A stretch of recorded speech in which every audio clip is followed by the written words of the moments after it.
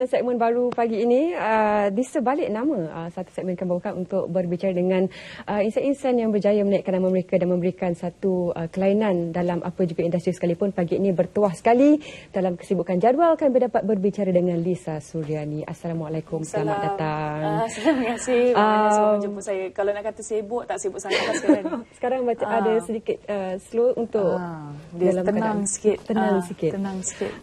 Ramai juga yang ialah gembira dengan berita keadaan Lisa sekarang.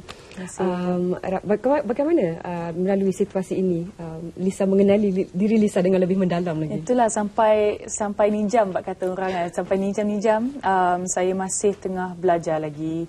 Masih tengah lalui proses yang amat baru bagi diri saya dan tapi apa pun macam memang amat bersyukur rezeki Allah ni yang boleh dikatakan yang amat bermakna bagi saya dan juga keluarga saya, suami saya. Pada masa yang sama saya jenis yang agak take it easy sikit, lebih bersifat sederhana sikit sebab sebagaimana mungkin saya agak old fashion lah, orang kata konservatif mungkin, di mana dalam kita teruja dengan nikmat ataupun rezeki yang diberikan, pada masa yang sama kita macam tu je dia boleh tertarik.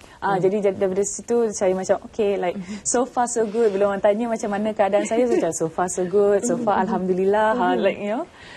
Bagaimana sokongan yang Ibu Lisa sendiri berikan dalam proses ini? Alhamdulillah awesome. Macam mami saya, suami saya buat trimester yang pertama pun masa apa-apa yang saya inginkan untuk makan ke apa ke, diorang layangkan macam ni ya, macam ni.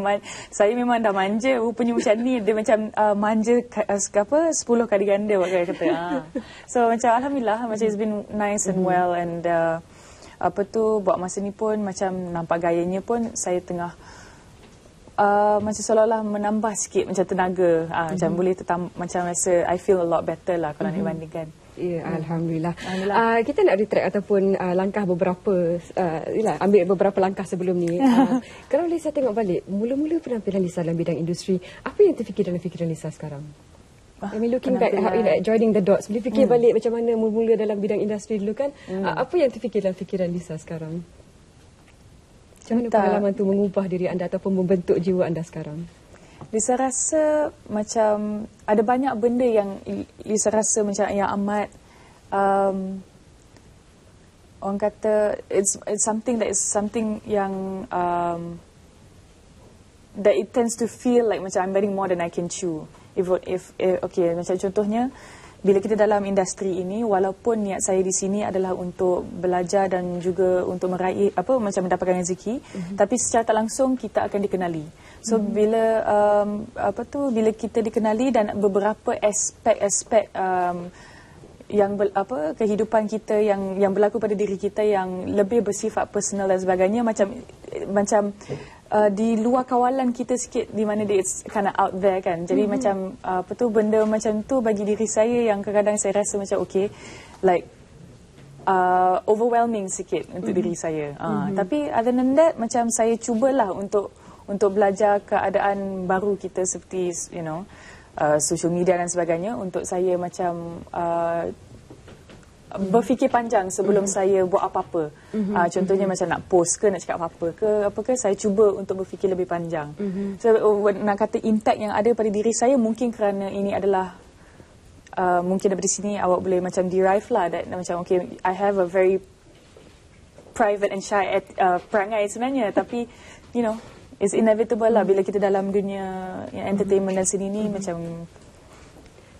secara tak langsung kita dikenali.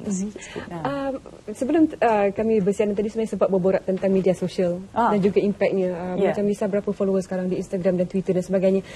Bagaimana menerima kritikan ataupun menerima sokongan daripada peminat, dan bagaimana menapis ataupun mengimbangi mana yang diterima, mana yang agak apa benda ni.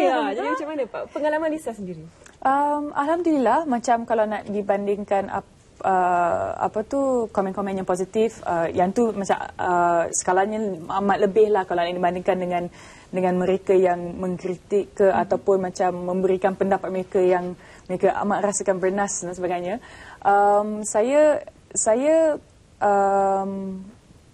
ada kalanya macam mungkin rasakan macam macam ni macam mungkin kalau orang lain yang bukan dalam industri seni, bila mereka melalui proses ataupun fasa yang baru ini, mereka boleh laluinya dan dalam keadaan ataupun environment yang lebih terkawal dan apa-apa pun ada mak dia boleh tanya, mak mentua ataupun kawan-kawan yang orang kata fresh parents, sebab kata orang kata, apa orang cakap. So tapi kali ini macam kita ada lebih ramai yang tanyakan ataupun memberikan pendapat mereka. Jadi kita kena pandai juga untuk menapis supaya kita tidak terlalu rasa macam this is too much for us. Kita kena macam kadang-kadang orang kata close one eye macam okay. Kena ambil secubit garam lah kata orang kan. Take it with a pinch of salt Maksud awak. Secubit garam. Mereka nampak yang indah di malam anugerah Lisa berlakon dan sebagainya. Disiplinnya, tidur tak cukupnya dengan kerja nak hafal skripnya. Lisa dan Mami Lisa je mungkin tahu bagaimana keadaan. Bukan nasihat lah yang mungkin Lisa boleh kongsikan dengan ibu-ibu yang ada anak-anak yang berbakat menempuhi bidang sebegini, apa yang diperlukan untuk memastikan anak itu tidak terbeban dan mereka enjoy ataupun mereka menikmati bidang yang mereka ceburi ini? Kalau dalam bidang seni ni, bagi saya, cara saya hanya boleh, kalau nak kata saya boleh berikan tip-tip ataupun advice yang macam amat macam macam saya ni agak expert ataupun profesional pun tidak. Sebab macam berkongsi pengalaman. Kalau saya boleh kongsikan pengalaman, macam daripada kecil lagi, saya umur 11 saya mula ceburi dalam bidang ini. Tapi macam mana pun ibu saya, supaya saya lalui proses orang kata normal childhood, supaya saya tidak terlalu orang kata, sebab kita kena faham yang bahawa bila kita terlalu expose kepada dunia luar yang kita belum mengenali lagi-lagi pada umur yang begitu, kita tak begitu pasti apa yang boleh berlaku kepada psiki kita ataupun psikologi kita. Jadi mami saya selalu ingatkan saya lah, she was always with me, selalu dengan saya, dan dia selalu ingatkan macam these are the important things. Kita kena ingatkan apa priority kita. Priority kita adalah for you, I'm telling you, this is your studies are important, for example. You have to put that number one. Apa yang Lisa buat sekarang ni adalah untuk tambah duit saku. Jangan anggap benda ni adalah untuk saya jadi famous ke apa-apa ke, tidak. Jadi daripada situ saya macam harapnya insya-Allah sampai ke bila-bila pun kita sentiasa beringat our 2 feet are on the ground. Dan apa yang kita buat ni adalah semuanya proses belajar. Dan always believe that kita tak cukup dengan ilmu.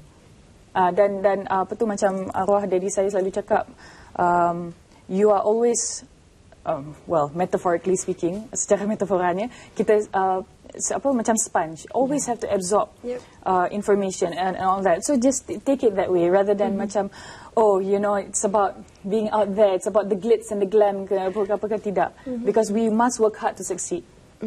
So dari situ yang mengikut pengalaman saya lah. Kita harapkan itu juga dapat diambilkan sebagai guidance ataupun panduan untuk mereka yang ingin terlibat dalam bidang seni.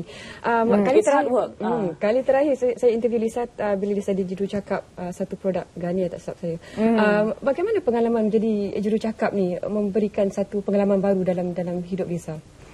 Saya amat bersyukur. Contohnya macam produk yang disebut ni, macam saya dah habis dah kontraknya. Tapi buat masa ni alhamdulillah, dan saya rasa gembira terlibat sama.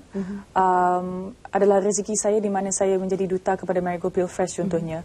Di mana sebelum ni saya belum mengandung, dan saya boleh mengamalkan apa yang diamalkan oleh ibu saya contohnya, di mana kita dulu pergi supermarket beli Marigold dan sebagainya, beli fruit juice drink, dan kita membeli sesuatu yang kita rasakan confident yang healthy. Dan bila Lisa ditawarkan pula untuk menjadi duta, Lisa rasa macam sebab Lisa membesar dengan jenama ini, Lisa boleh memberikan testimoni yang jujur kepada pengguna-pengguna yang lain. Dan memandangkan sekarang ni Lisa melalui fasa yang baru juga, boleh Lisa kongsikanlah macam bila kita melalui fasa ini, macam banyak benda yang kita mungkin apa yang boleh ambil, apa yang boleh consume, apa yang tak boleh dan sebagainya. Dan best jugalah bila kita tahu yang macam I'm sorted. I'm fine, don't worry. Bila dah menjadi duta ni memberikan manfaat kepada saya, sebab